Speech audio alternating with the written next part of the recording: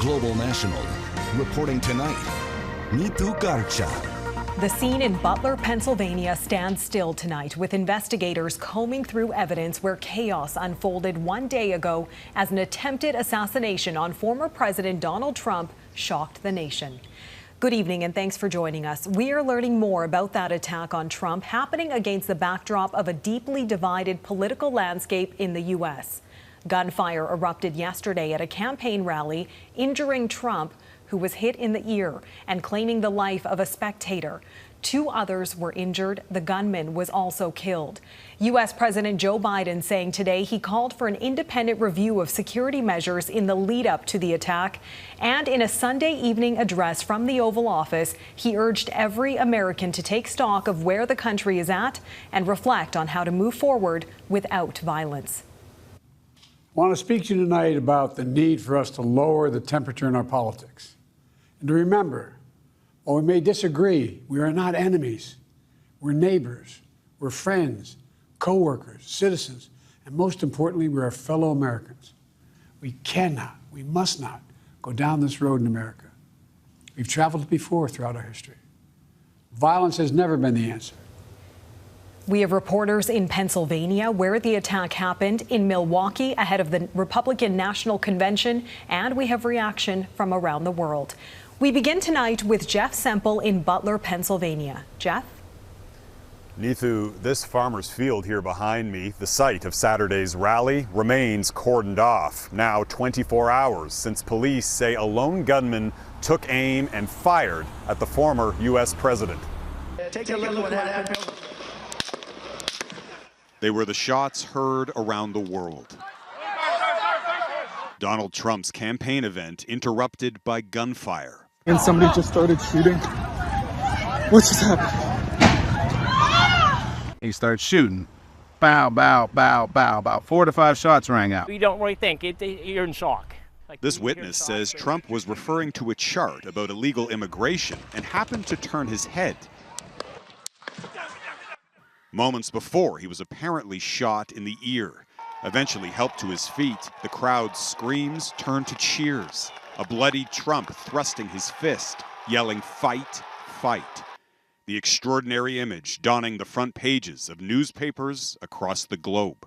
President Trump raising his fist really reassured the audience, and the overwhelming feeling was both care and concern, wondering if he was okay and being glad that it seemed like he was okay. Trump appeared to be okay hours later, waving as his plane touched down in New Jersey. He posted on his social media platform that he'd heard a buzzing sound as the bullet pierced the upper part of his right ear. Thank you to everyone for your thoughts and prayers yesterday, as it was God alone who prevented the unthinkable from happening, he wrote. We will fear not, but instead remain resilient in our faith and defiant in the face of wickedness. Our love goes out to the other victims and their families. He's going down! 2 other spectators were injured in the shooting and are now clinging to life in hospital. A 3rd man was killed. Corey Compitore's family said he died shielding his daughter from the bullets. Corey died a hero. That Corey dove on his family to protect them last night at this rally. Corey was the very best of us. Police say this was the gunman, 20-year-old Thomas Matthew Crooks. Witnesses spotted him on a nearby rooftop, armed with what appeared to be an AR-15 style rifle. He was almost instantly shot and killed. This former high school classmate described Crooks as a loner. A kid that was always alone. He was always bullied every day. He was just an outcast.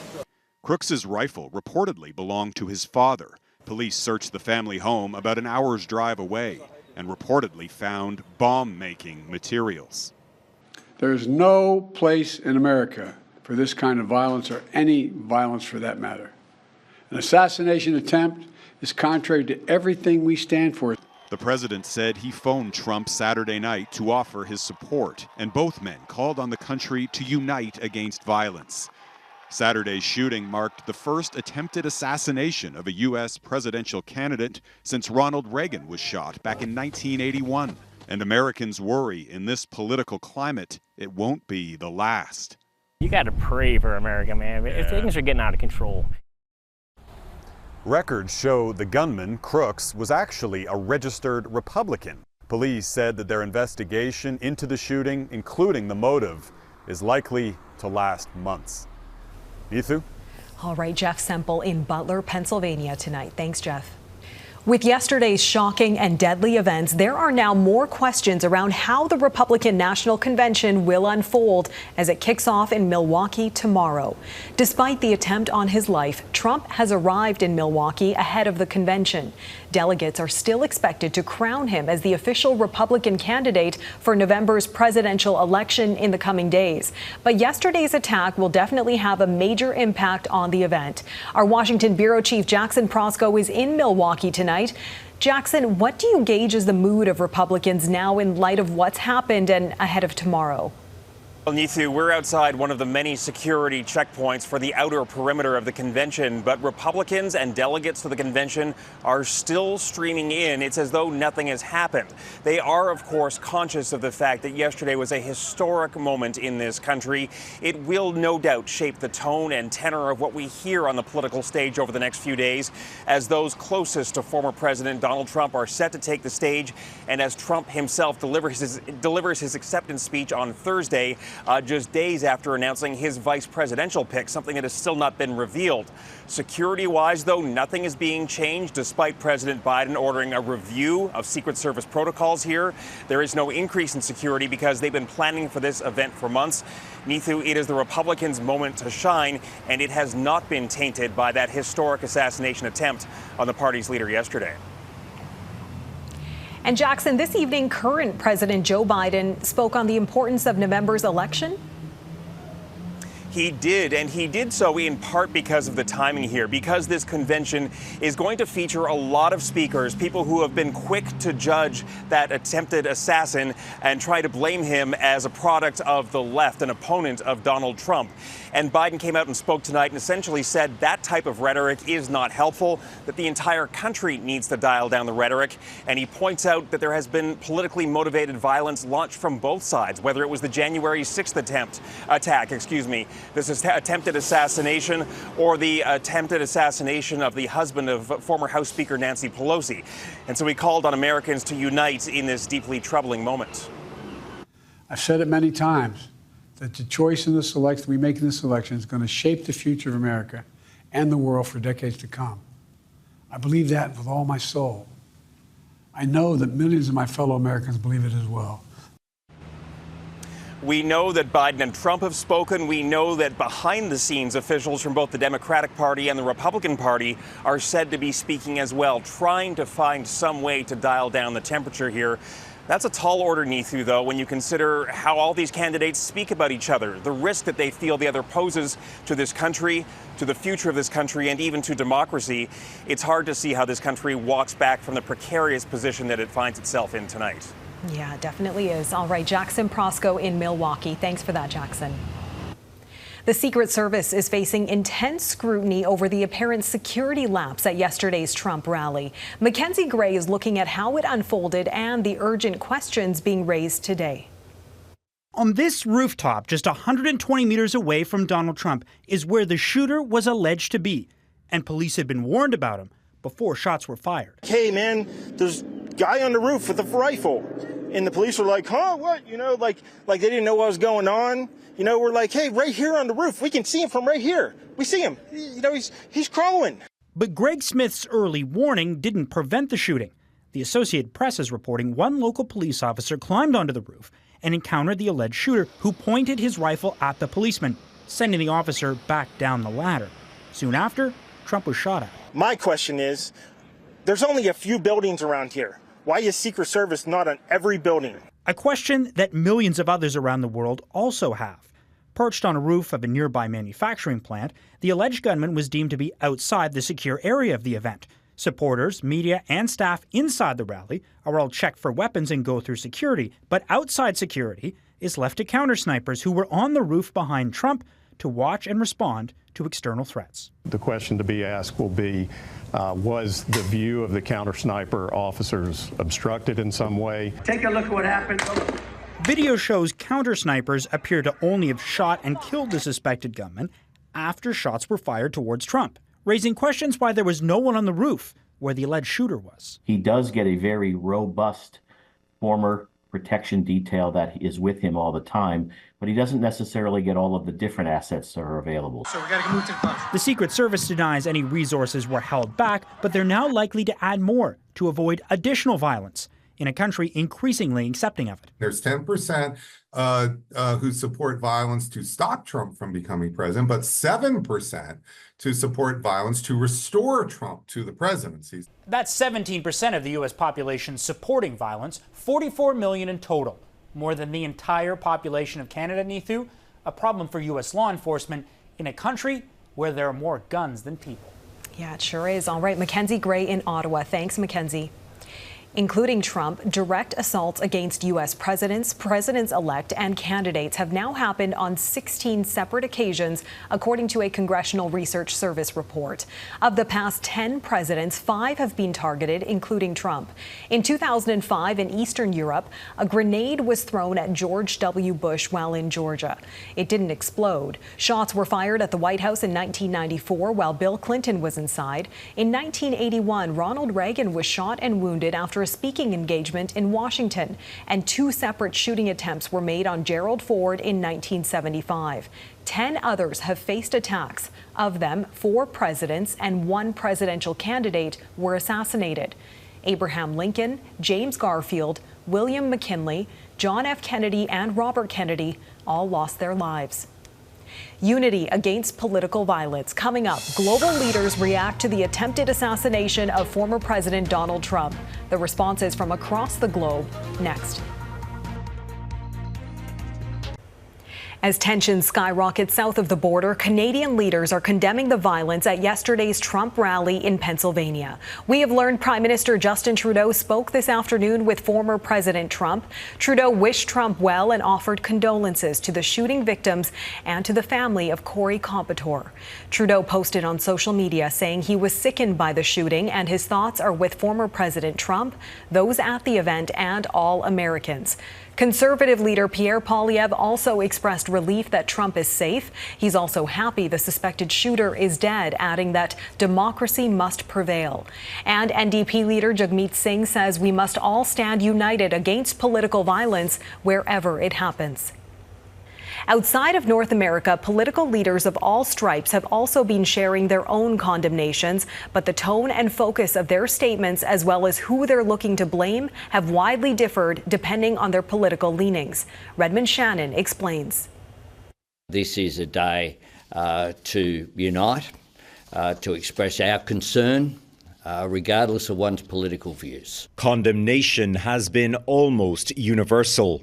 My wife Sarah and I were shocked by the horrific assassination attempt on the life of President Donald Trump. Israel's Benjamin Netanyahu and Palestinian President Mahmoud Abbas both criticized the attack, despite their extremely differing relations with the United States. There is no place for violence in any society, certainly not any democratic society. Britain's new Foreign Secretary reflecting the widespread theme of the shooting being an attack on democracy. Замах на життя Дональда Трампа. Ukraine's Volodymyr Zelensky may have concerns about what a second Trump administration could mean for his war effort, but he said the shooting shows the seriousness of global challenges to democracy. International leaders more politically aligned with or sympathetic to Donald Trump were more likely to attribute blame. Most notably, Slovakia's Robert Fico, still recovering from an assassination attempt in May. Fico called Trump's shooting a carbon copy of his, blaming political opponents and the media for inciting violence. Former Brazilian President Jair Bolsonaro said he thinks only conservative leaders are attacked like this. Bolsonaro survived a stabbing during his 2018 election campaign. Argentina's Javier Milei said those on the left resort to terrorism to impose their authoritarian agenda. And a Kremlin spokesperson specifically blamed the Biden administration for creating the atmosphere that led to the assassination attempt. Redmond Shannon, Global News, London. Ahead, from Beverly Hills 90210 to Charmed, Hollywood is mourning the loss of a beloved 90s TV icon.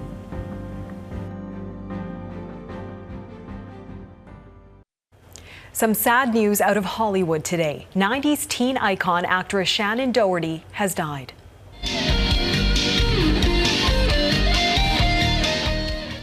She was thrust into the spotlight as Brenda Walsh in the hit TV series Beverly Hills 90210. Doherty was also well known for her role in Charmed. She was first diagnosed with breast cancer in 2015.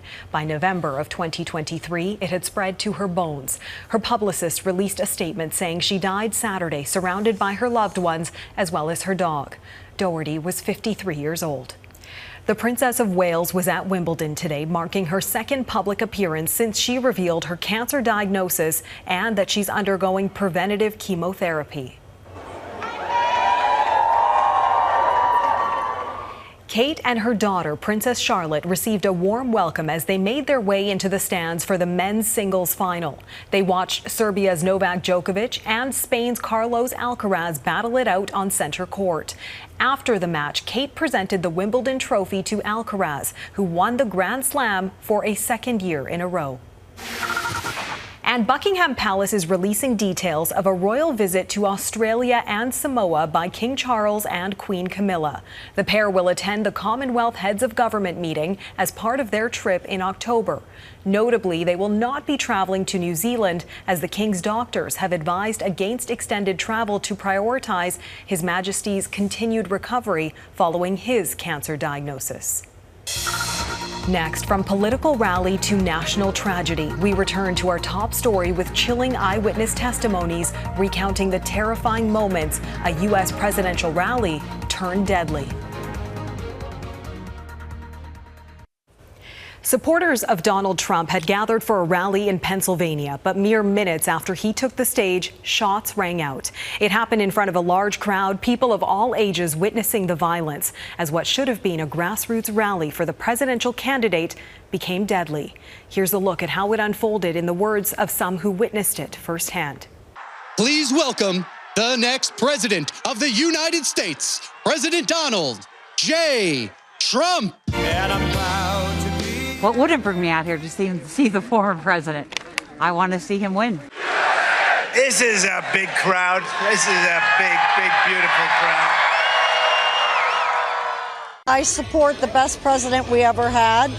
I love his policies. If you want to really see something that's said, take a look at what happened.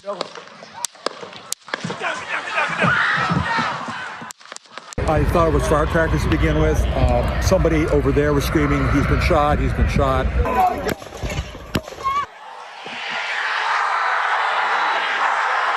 And I saw him stick his fist in the air and to let us know that he was okay. I heard fight, fight, fight. We saw something very ugly today. Where President Trump came here to share in conservative camaraderie. Unfortunately, we saw the worst of humanity come out. How is this happening in our country today? And why? Why is it happening? And that is Global National for this Sunday night. I'm Neetu Garcha. Donna will be back with you tomorrow with full coverage as the Republican National Convention gets underway in Milwaukee. How will the tone change? How will security be enhanced after the assassination attempt of the party's presumptive presidential nominee, Donald Trump? Thank you for watching. Good night.